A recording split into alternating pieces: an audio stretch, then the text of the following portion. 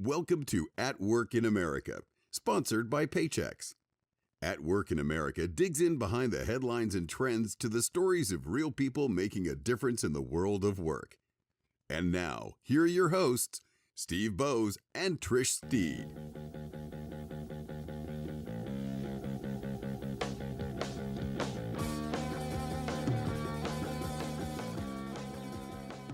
Welcome to the At Work in America podcast. My name's Steve Bowes. I'm joined by Trish Steed. Trish, how are you? I'm fantastic. How are you? Every time you ask me that, I say I am well. I give the same answer every time. And I notice that in the transcripts, what we publish, I Really? always say I am well. So I'll have to say something different. I'm fine. I'm just fine. How about that? Tell me a good thing that you've done today. How about that? I went to Starbucks in the rain because I just wanted a Oh, proper hot coffee. And I did that. So that was my highlight of the morning. okay, that's fair. Aren't you also at the beach somewhere? I love how we used to say like at an undisclosed beach. Aren't you still I at the am at beach? I am in an undisclosed location, and Okay. we'll leave it at So that. that's going to Trish, be a good thing. it is a good thing. So we are I just wanted to say thank you once again, Trish. We've sort of formally wrapped up our 15-year celebration shows for the We HR have. Happy Hour. We did like Yes. 3 shows about it, but we had 10 guests across the last 2 episodes. I won't name them all Been a again. lot. You can look at the archive over the last couple of weeks of shows, but we had some fantastic conversations, fantastic guests going back to the original days of the HR Happy Hour show, and it was Right. really phenomenally fun to do all that. It was, and I think it's been interesting to me. I don't know about, I won't speak for you, but to learn the impact that some of the things we've done or shows we've hosted over the years have made on other people that we might not have been aware of. So that's always special when you can get feedback like that, that what you're doing actually makes a difference. And so it's not just us kind of, being fans of the people that appeared on the show. It was kind of a little bit of what we're doing over these last 15 years has really made a difference for some people. So, Yeah, we really it's surprising. I was worried a little bit before we did those shows about, oh, these people won't really have anything to say about the show, right? But they did, right? you And did. it was really heartening to hear some of the stories that those great folks share with us. So thanks again to all of them. And look at the last couple of weeks of shows if you want to listen back to those shows. This show today, though, is super exciting. In 15 years, we're hitting a subject we never really talked about in any kind of detail before. No, we're going to be talking with Maria Villablanca, who is one of the global influencers and leaders when it comes to all things supply chain. She makes very impactful connections between the people in the business and the skills needed for supply chain, and really is going to just educate everyone, us included, on kind of the strategies and struggles that people who are working in supply chain today face. You said we haven't done a show, and the only one I can even think of is when it was early in COVID, right? When things were starting to shut down and it was difficult to get masks or things like that. I know you and I've probably just scratched the Mm. surface on, oh, there's a supply chain issue. Mhm. But Right. I think this it's definitely overdue to have a show where we really Yeah, talk and about we supply. talk about some of that with Maria about how all of a sudden when COVID hit, the Yeah. supply chain became a thing on the nightly news that everybody was talking about or had to be informed about, like when previously most people didn't really think about all that much, right? Until all of a sudden Yeah. something's not on the shelf where it's meant to be. And I'm glad we're thinking about it because it really does impact every single person on this planet in some way, shape, or form, no Yeah. matter where you So are in the world. So, good yeah, stuff. it's a good show. One more thing I want to add, Trish. I want to thank our friends at Paychex, of course. Check out the video we just released a few days ago with I sat down with Michael Majors from Paychex at the SHRM We conference. I did did. about a 10-minute kind of conversation with him talking about small businesses and HR and technology and the balance between all of that. And Michael's super cool. I hadn't met him before, and he was great. And so check that out. It's on our YouTube page as well. So I do want to thank Paychex, of course, though. Trish, Paychex is one of the leading providers of HR, payroll, retirement, and insurance solutions for businesses of all sizes. And they have developed an essential guide for finding and keeping your dream team to help organizations attract high quality employees, keep them engaged, keep them motivated. It's full of strategies on benefits, plans, and programs using technology. enhancing the employee experience, and plenty more. Trish, you can get to this guide at paychex.com/AWIA.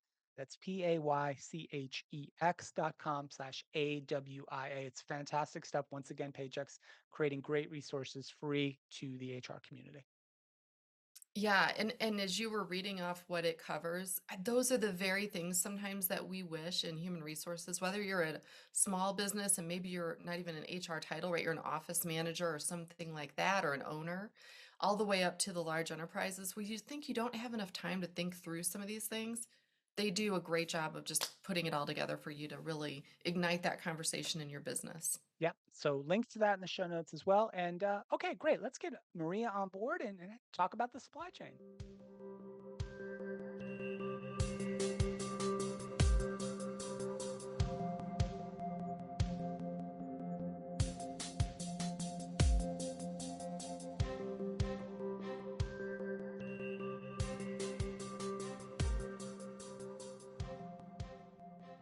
We are excited today to welcome our guest, Maria Villablanca. Maria is the founder of Villablanca Consulting and the host of the Transform Talks podcast. She is one of the world's leading supply chain, procurement, manufacturing, and digital transformation experts, and her career spans over 25 years of global commercial experience, entrepreneurship, and content creation. Maria has interviewed thousands of leaders from public and private organizations worldwide on the topics of business transformation. Her insights and experience as an influencer, advisor, and commercial leader have made Maria a trusted name in all things related to supply chain transformation. I'm so excited to welcome Maria to the show. Maria, how are you? Hi, Steve. Hi, Trish. Thanks so much for having me. I'm great. Really excited as well.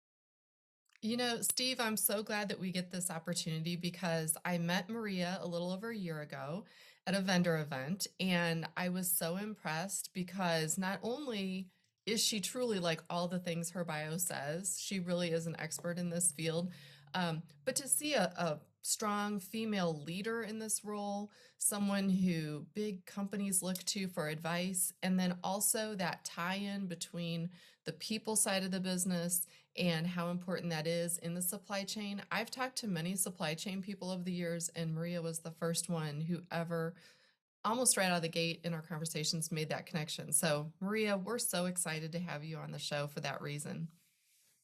Thank you so much. I mean, I loved meeting you, and I think you and I hit it off like right away as well. So you can't talk about supply chain without talking about people. You just can't. And I think a lot of leaders sometimes get sidetracked by the shiny new objects and the technology and the really cool things that are out there. And those don't really solve any problems unless you address the people issues first. So true. Well, why don't we, as we get started, let's just learn a little bit more about you for anyone who hasn't been following you. Hopefully, by the end of the show, everyone will be following you and learning from you. But how did you get started working in supply chain? What kind of piqued your interest or drew you that direction? Well, like a lot of people in the supply chain field, I didn't really set out to go into supply chain. I kind of fell into it. I had studied business. I had also studied political science, and I had interests in. I think I wanted to be a lawyer if I go back to when I was, pretty young, a long time ago. But I fell into a manufacturing business and started to do what was then 20, almost 30 years ago, import export operations, that kind of thing. And I just was fascinated by the complexity of not just getting goods from one place to another, because I think a lot of people misunderstand that that's not what supply chain is. It's not just about getting things from one place to another. It's about making a business operational. Any business that has goods requires these goods to be brought in, to be built, some from, built, and they require the end product to go out as well. Yeah, Maria, that's fascinating because I would have said, what is the supply chain?" I would have said to myself, "The supply chain is the business of getting things from one place to another." Looking at it very simplistically, but as you said, okay, at the very center, maybe there's that, but there's so much more around it, and it's so complex. It must have been fascinating to you, maybe as a young person, maybe still today. It's like a big puzzle to solve, right? And helping 100%. organizations solve 100%. that puzzle has got to be pretty satisfying.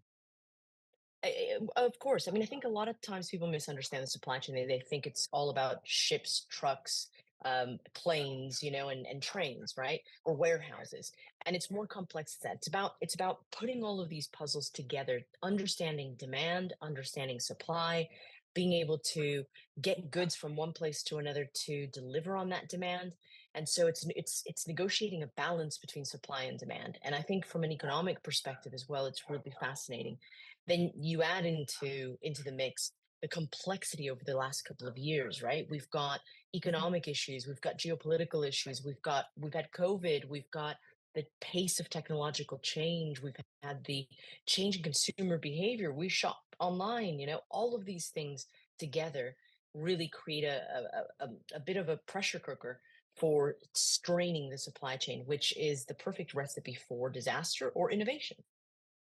Yeah, I really like how you're explaining how you got into it because we speak with a lot of young people. We even have a podcast specifically for Gen Z, and one of the questions that I get the most from especially business majors is they don't know what this really constitutes. And I love how you're saying, it is that sort of political aspect of what's going on in the various economies and how that's Mhm. working or not working together that almost dictates some of the decisions. These are extremely complex decisions Yeah. that are made. I think one of the things that most attracted me to human resource were some of those similar type issues that arise, right? It's why are you making the decisions you're making to make something work in a certain way? I'd love to hear about, you specifically talk a lot about transforming the way that we're doing business with related to goods and services. What really kind of took you down that path to thinking about more holistically in terms of advising companies on how to do this versus you maybe working as a practitioner in one organization? Was that a thought out Well, process or how'd you get there? it kind of was. I remember sitting in a room. I used to organize conferences as well. And I was sitting in a room about 10, 12 years ago with the great and the good in supply chain and manufacturing, some large scale manufacturers, high level C-level executives, and we were starting to talk about digital transformation. So these are a lot of the companies I work with are large scale, enterprises in the Fortune 1000, right? And sitting in that room were about 15 people, mostly men, I will add, Mhm. 15 people, and they were talking about digital transformation, and most of them were scratching their head. They were saying, how are we going to move our business that's maybe 100 years old, 50 years old, from manual processes to digital processes? And I thought, if this is the great and the good, if these are the best that the industry can offer, and they don't know the solution to this, what hope is there for other people as well? And so the conversation initially was about digitally transforming business. And then I realized during the COVID years that we're not talking about just whether you apply this computer program or software. You're talking about how businesses are transforming to operate in this age of complexity that we operate in now. So it's to me less about technology. Technology is just the enabler. To me, Mhm. it's all about how we reframe business. How do we reframe operations to be able to be resilient, robust, sustainable, diverse, all of the things that we require from an organization in today's world. Yeah, Maria, you mentioned the COVID years, right? And when I was thinking about this show and getting ready for it today, I kind of thought, well, most of us don't think we're not in the business, right? We're not in your industry. Most of us don't think a ton about the supply chain, right? Until COVID hit. And then all of a sudden on the nightly news, right, in addition to things about quarantines and vaccines and all that, there was also all of a sudden the supply chain became a thing and we all had to learn about it, even if we didn't care to, because we would go to the grocery store or the pharmacy or whatnot right here. Certainly happened here in the US for a time. And most of the things we needed were sporadically missing or missing entirely. And all of a sudden, the supply Yeah. chain became something that we were confronted with. So I'd love your thoughts on just obviously you could maybe reflect a little bit on that era, right? And the Yeah. massive disruptions to the supply chain. But maybe let's talk a little bit more about sort of what's come out of that. And as you work in the supply chain and advise companies who are still trying to reckon with maybe the fallout of those years. Kind of, what have been Yeah. some of the changes you've seen? Well, the first big change is that my neighbors finally know what I do. I think when I first would talk about this with, when you move into a new neighborhood or you meet someone, what do? You'd say supply chain, and eyes would just gloss over, and people would think, oh my gosh, I have no idea what that means. Whereas now, like you're absolutely right, we see it on the news. You may not know the intricacies of it, but you do know that maybe you ordered a car and you're not going to get it till next year, or you know that you've gone to the supermarket and they've run out of whatever product. I think since World War II, so we're going back a long time, we've lived, certainly in the West, with plenty. Especially in the US, we don't understand rationing or scarcity, right? And that is because supply chains have worked. And so what happened during the pandemic is that it exposed a lot of flaws within this supply chain, especially because we get our products and goods all over the world. That's all well and good when it's not broken, right? But when it breaks, you realize how vulnerable it is. And so now what's happened is that the public is made aware that, oh my gosh, it's not that easy for me to just get strawberries in the winter if I live in Wisconsin. You know, it's something that requires a complex supply chain. And so now I think we're realizing that this vulnerability can impact our day-to-day lives. Now, those are the, I guess, negative things that have come out of the supply chain. The fact that it's not, that's vulnerable. We saw it in the United States with the baby food, the formula shortage, right? Where even the government had to get involved in that.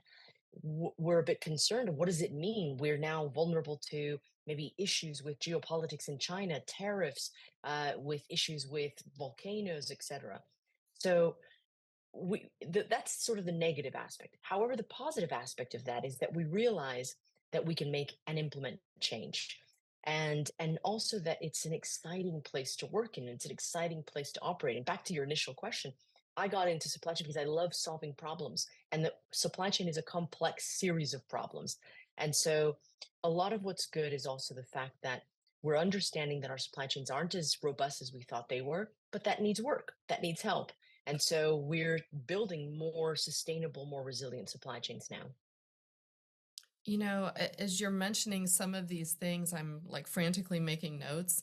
For anyone watching on YouTube, I mean, I'm constantly looking down, making notes, but a lot of what you're saying really resonates because it's not that different. It's an overall business conversation across the different silos of a business. Many of the phrases you were using are similar to sort of the challenges people are facing if you're in human resources, right? You're talking Yeah. about scarcity, you're talking about vulnerability, and whether that's to weather issues, disease issues, disasters. I know I just saw this morning, there was that big supply chain interruption when there was the big ship over here that hit the bridge. And so there's just anything can happen. And I'd love to hear your perspective. I know you use storytelling as a way to kind of make the supply chain side of the business really solidified with the people side of the business and what's needed.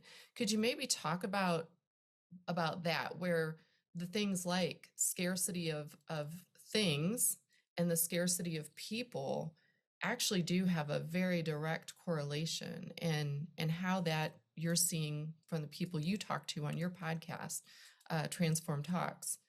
Are they Well, feeling that there's a similarity there? 100%. 100%. I mean, we have a big skills gap problem in supply chain. A lot of the older generations that were operating in supply chain are aging out, right? Mhm. And so, going back to the question you asked me about getting into supply chain, it's not like you even hear it in school. It's like my counselor says, "Oh, supply chain's a great." No one told me supply chain was a great career to go into. So we have a problem in supply chain. We're not making it sexy enough. We're not making it interesting enough. So not many younger people are coming into the supply chain. Mhm. That is leaving us exposed in a very big way. So the big people issue that we have in supply chain is just not enough talent and a lot of people aging out. Second issue that we have is there's a lot of automation in supply chain. And so there's a lot of fear in supply chain about being replaced by automation and technology. But Mhm. yet the supply chain is so complex. Whatever product you operate, you've got to think of anything. I mean, when I when I train new members of staff or when I talk to younger generations, I say supply chain is everywhere. It's in the clothes that you're wearing, it's in the food that you're eating, it's in the drugs you're taking for headaches or whatever. It's in everywhere, right? And so that requires a number of people. And I think The biggest challenge that we have is to get that balance right between improving processes, getting the right technology, and getting the right people to implement that technology. So, yes, 100%. It is a big silo issue that we've got. That happens across all businesses where there's segmentation and silos, and sort of what I call sort of thinking within my one little cubicle and Mhm, not necessarily thinking of the wider business. So all of those things need to be overcome. I talk a lot about cross-functional collaboration in my podcast, which mhm. is working with finance, IT, supply chain, HR to really further the goals and objectives of the business. So 100%, there is no way we're going to solve the issues in supply chain without people. I'm thinking about this from a practical standpoint of, working in organization myself. And why do you Mhm. think that we've always had these silos? I mean, we seem to be saying this for the last 30 years, right? We know that we have silos. We know we need to Or work together, longer. right? Or longer. And gosh, why are we still, I don't know. What do you think? Like, why are we hanging on to us? Is it fear of losing our own jobs? Is that it? Is it fear of sharing information? I mean, I feel like at I some point we have Yeah, to I do think it, that there's a right? lot there's a lot at play here. And I think one of them is perhaps maybe the way that we're incentivized and remunerated, the Mhm. way people are bonused. Yeah, So you might be bonused in this particular job because you have to hit these KPIs and these targets, and that you want to hit them regardless of the collateral damage it may cost somewhere else down the line. I have seen, mm, say, for example, optimization projects where someone's like, I'm going to optimize our manufacturing processes, and they're optimized and amazing. But that optimization resulted in extra work or extra inventory down the line and extra costs down the line that were then passed on to the consumer. And but yet the person here in the manufacturing plant is only looking at their square footage because that's how they get remunerated. I think it's a sure. question of remuneration, it's a question of KPIs, it's a question of management, leadership, and of course fear. If I do my job, if I let that other person in, they might screw up what I'm doing. So it's all of the above. And I think some of it harkens back to just, especially in large enterprises, like a lot of the ones you talked about working with, Maria, just by nature, they become complex entities among Yeah. themselves and they have to be organized, right, in some manner, right? Often, right, we see that functional organization, right, is what most, no, I'm saying most, many organizations adopt, right? So procurement in the box and, Yeah. facilities in a box and HR in a box and finance in a box. And often, as Maria said, gets down to remuneration and KPIs and just really requires a really skillful approach to both organization. And we had Dave Ulrich on the show a few years ago. Trish, we talked about this, the impact of organizational design on sort of people outcomes. Yeah, And this is some of it. It is very complex, as Maria sort of getting back to your point earlier. Both managing the supply chain is complex itself, but also managing a 50, 60, 80, 100,000 person organization globally, also incredibly complex. And so some of that falls into the conversation we're having now. And Maria, what I'm thinking about here is we're talking about the complexity and the difficulty in kind of organizing all these moving parts and these huge problems to solve.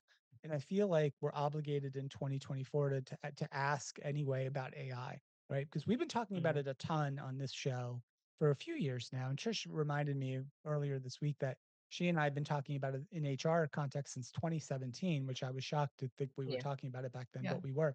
Um, is that something that's coming up on Transform Talks or in the work you're doing with organizations about specifically around, hey, this is how AI is now being developed, implemented, impacting things fundamentally in the supply chain? 100%.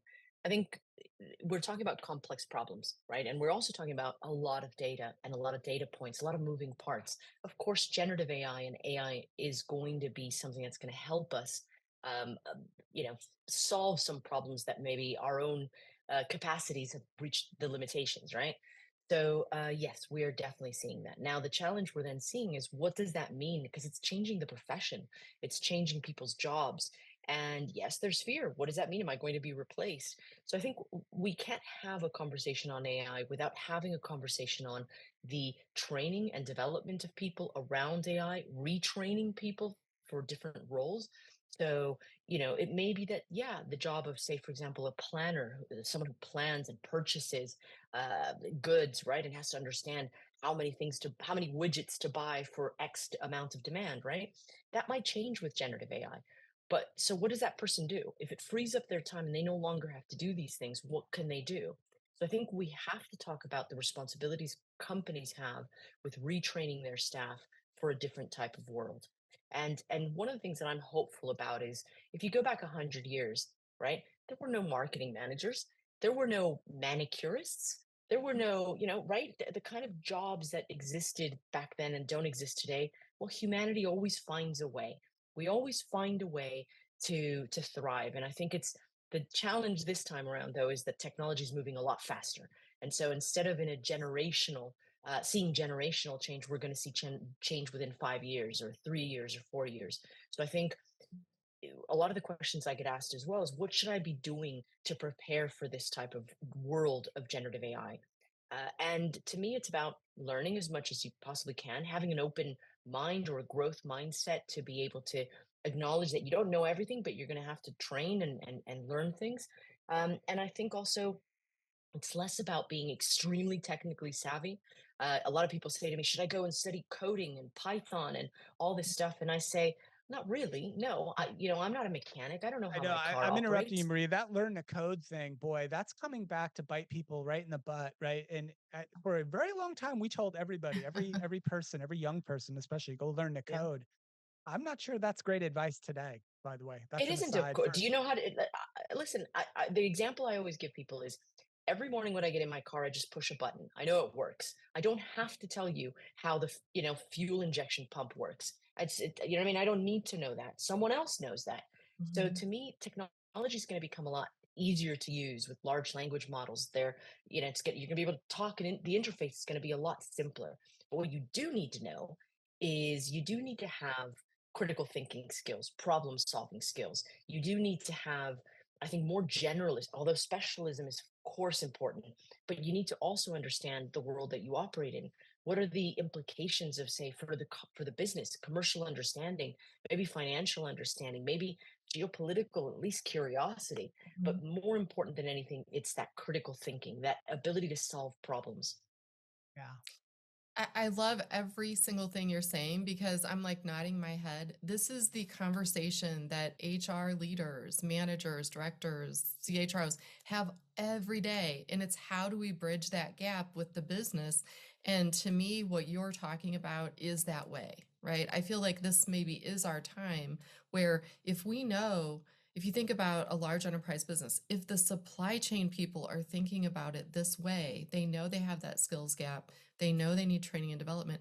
Here's your opportunity. If you're in HR and listening to this is your opportunity to reach out to those other people in the business and say, Yeah. now's the time, right? And it's so strategic. That's the other thing. And Maria, I don't know, I'd love to hear your thoughts on if you see this in the other side of the business, but in HR, it's always like, we wish we weren't doing so much compliance and which, obviously automation will help that, but we wish we could be more strategic with the business.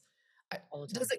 is it the same on the other side? Is it like everyone else 100%. is saying like, No I'm not, one wants to be, yeah, no one wants to right? be dealing with data. No one wants to be dealing with, inputting all this information or having to do Right. contracts on a regular basis. They want to be part of the strategy. So I think the things that you need to understand to be strategic is you need to have a very I guess, an overview, an understanding of commerce, finance, business in general, geopolitics, economy, all of those things above, and also human nature. This is to me a good leader, a good manager of people is someone who gets results through other people.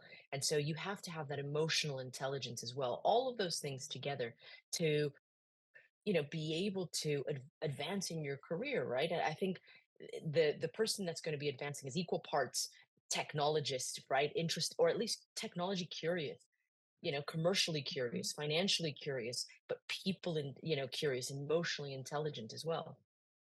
Yeah. Yeah. Well, I, I thank you for mentioning those skills. I'd love to just hear about, like, again, for people who are maybe studying right now, or they're studying business, or maybe they're not even in a university, but they're thinking like, I want to work in business, but I don't know what to do. What advice do you have for them in terms of skills to develop um, to get into the supply chain as a way of seeing a career there? I think first of all is understanding that it's not as hard to get into as you'd think, right? And you don't need to have that kind of specialism. You don't need to be an engineer per se. It's one of the things I talk about quite a lot as well is that we are not going to solve the problems of today using the methodologies of yesterday. So I'm seeing a lot of people look for non-traditional people in the supply chain. Whereas before you couldn't get into it unless you had an engineering degree. I'm seeing people with more creative backgrounds, more marketing backgrounds, more business backgrounds. So that's really exciting and fascinating. So to me, it's about, first of all, knowing that this is an option, number one. Number two, knowing that it's an exciting option. And going back to my earlier point about how we don't make it sexy enough, you know that supply chains in general are the largest polluters in the world. So if you want to solve the problems of the world, come to supply chain. If you want to make a more sustainable world, come to supply chain. There's a whole lot of innovation and technology, the usage of robotics, artificial intelligence, machine learning to solve problems. So understand that there's so many facets to supply chain that it isn't just about I'm going to drive this truck or get this truck from A to B. It's about getting that truck from A to B whilst the world is on fire, whilst we have climate change issues, sustainability issues, economic issues, geopolitical issues. How do you balance all this stuff together? I'd also add, Maria, there's just a lot of really cool elements here in these types of jobs. I mean, I'm not being flippant here. I'm being serious. Like those giant trucks are cool. Trains are Yeah, awesome. Those massive boats when they're not tearing down bridges by running into them, right. those are the coolest things ever, man. Like I can remember like being in Shanghai, Trish, and seeing those giant container ships Mm, go through that river. It's the coolest thing right. ever, right? I don't know. Well, I Yeah, just but think now it's you've fascinating. now you've got to figure out, okay, because there's so many things happening at once. That's the problem of the world that we live in today. It isn't just one crisis over there. There's multiple things. We had the ship in Baltimore that you're talking about. You had Yeah. a ship stuck in the Suez Canal. You've got yeah. changing consumer behavior. The fallout is that we've got a lot of demand in one place, lot supply is diminishing in other places. So how do you solve all these problems together? So it's an exciting time as well. It's like a puzzle. And it's tied up with HR and people all the time too, right? Because it wasn't that long ago. I'm pretty sure it was in LA, right? The dock workers were on strike, right? Mhm. There Yep. was a lot of labor issues in those ports in the west coast of the U.S. for a while, which had huge ripple effects. Maria knows much better than I would be about Hmm. some of the ripple effects, but the connection between the people side of the business, right? Labor relations and negotiating a labor Yeah. contract and the people issues and the supply chain, it's tied up immeasurably, and that's why it's one of the many reasons why it's so fascinating. I'm also seeing a lot of specialists, HR specialists for supply chain. So, supply chain is also very people intensive. It's people heavy. You're talking about everyone from, like you say, the dock worker, the truck driver, the warehouse person, all the way up into, manufacturing processes. Even part of the supply chain is part of sales, marketing, product design, right? If you're going to design brand new pair of sneakers, you've got to take into account where am I going to get all the products from? You can't just design a sneaker or design a car without realizing that you're going to have to pull parts from all over the world to Yeah, if make you decide I'm actually going to fat. make sneakers out of bamboo, right? That's your great idea. Well, where's all that Yeah, bamboo coming from, and Right. where's how are it you going to going to come get it to from? where it needs to go? Right? Yeah. Is it sustainable? Is it ethical? All of those questions are supply chain questions. And I think so. Going back to the point that you made about what should people do? Well, first of all, understand that supply chain is everywhere and it's everything. And there's so many different parts of supply chain. You can work in the financial part of supply chain, part of supply chain, the people part of supply chain. That is never going to go away. That is enormous. So I'm seeing a lot of people go into, say, for example, people related fields in supply chain. I've seen CHROs that are supply chain specific CHROs. You get organizations that have maybe 10, 20,000 people just in their supply chains. And then, by the way, a supply chain by its very nature is not just your supply chain, because you're buying product from someone who is Mhm. also buying product from someone who is also buying raw material from someone. That whole chain has a lot of people, a lot of contracts. Yeah. Yeah. It's You so know, it fascinating. as you're talking about, and Steve, you too, as you're talking about like trucks and boats and all these things are cool. One of the things I think, if I'm thinking of my own experience, I'm not remembering um, the word supply chain being used, but my dad worked in zinc refining when I was growing Hmm. up.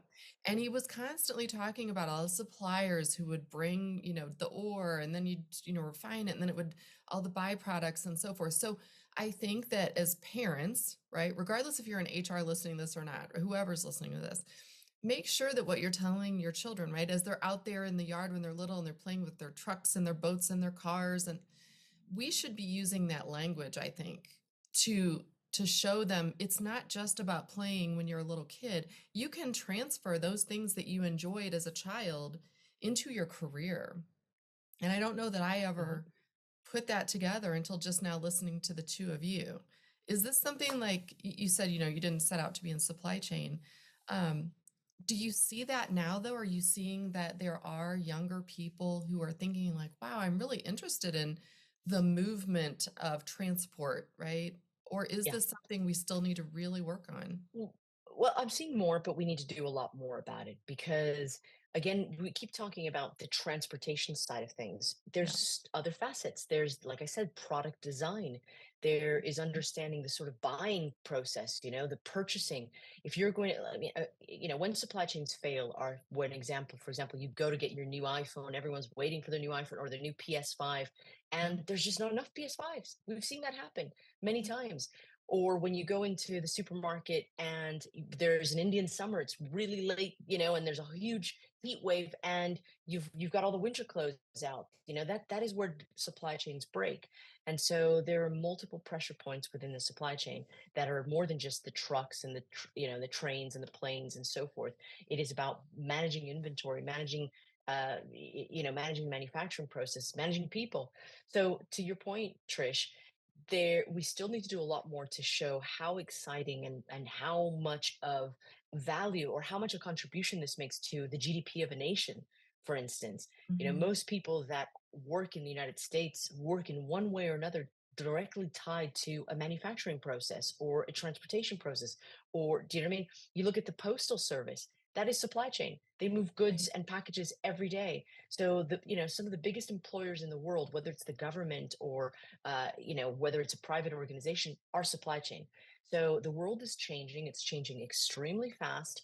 And so there's a huge need for critical problem solvers to come into this, whether they have a creative background, or they have an engineering type background or a business background. That's what we need. And so we need to do a better job of making sure that people understand there are a wide array of roles in the supply chain that need filling.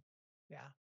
We Love it. we could we could talk about this for an hour or more or 2 more hours. I love this stuff. I'm so fascinated by it. And the post office is a great example too, because I don't like when people complain about the price of a stamp going up here in the US, which they do all the time. I'm thinking it should be like $100. I mean, tell me I can put a little piece of paper in an envelope, put a tiny little sticker on it, and they'll take it to any address in the United States, anyone I want in 3 days. That's Yeah. amazing. Mhm. That's Right. remarkable that that happens, and it should cost Yeah. $100, not a dollar or Yeah. whatever it costs. So, Come rain or come shine. What is it that they say, in all kinds of right. weather? It's That's right. extraordinary. So, Maria, the last thing we'll ask you before we let you go is we have wrapped up sort of our official celebration here on the podcast network. We've done 15 years of these shows, and I used to joke around, Maria, that when in the early days of the HR Happy Hour, which was our original podcast, that there was no supply chain happy hour. I literally made that joke like a Hmm. hundred times on the show. So even though your show's not called the Supply Chain Happy Hour, it's It's awesome kind that of it. Yeah. the Transform Talks podcast is out there. So I'm glad now that I know about this. But what is the one thing you would like to celebrate with our audience, and we can join you in celebrating? Say whether it's in your work, in your personal life, just in the world. What's a thing to celebrate from your point of view? Well, to me, I think it's seeing more diversity in the supply chain in Mhm. terms of people of all different ages, all different races, groups, colors, creeds, backgrounds as well, So there are people without university degrees, there are people with PhDs. So to me, there's two things. One is seeing that level of diverse thinking and diversity in all aspects of the supply chain at all levels. And the second thing is that we kept things moving during the pandemic and during all of this crisis. We still live in a world where if you do want to eat strawberries in the middle of winter, you can, and that is supply chain.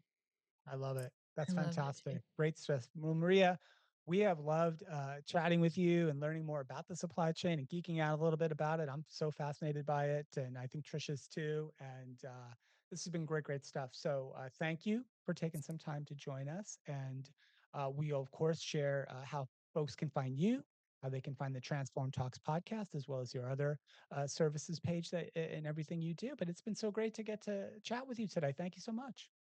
Thank you both for having me. It's really been absolutely amazing. Awesome stuff. All right. I am so happy we finally did this, Trish.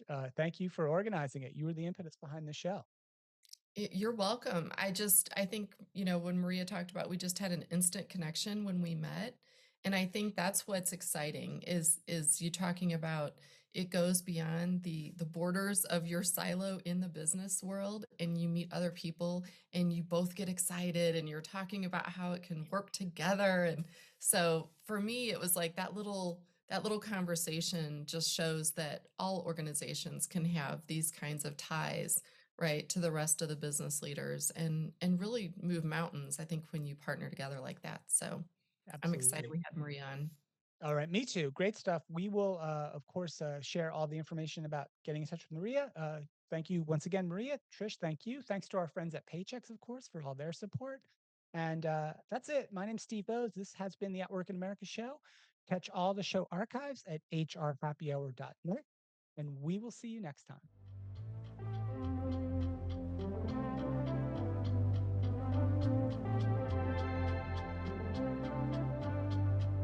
Soundstripe.